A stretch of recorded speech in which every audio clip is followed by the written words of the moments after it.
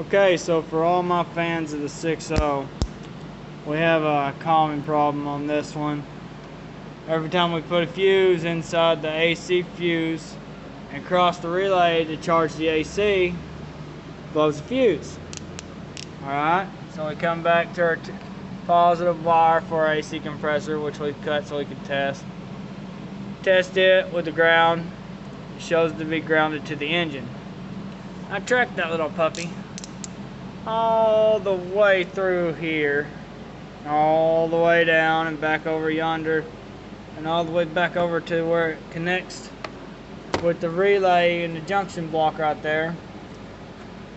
Spliced in right there, tested back to this wire to the motor. Surely it's touching the motor.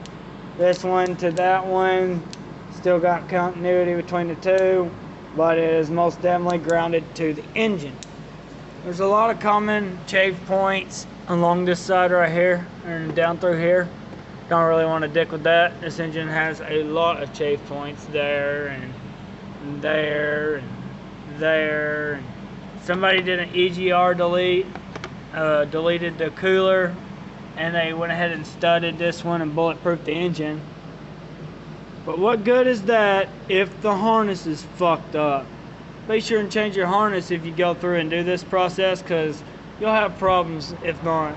This vehicle also had a run for a little while, and then when it gets hot periodically, it would not start back. To solve that problem and the AC problem, like and subscribe.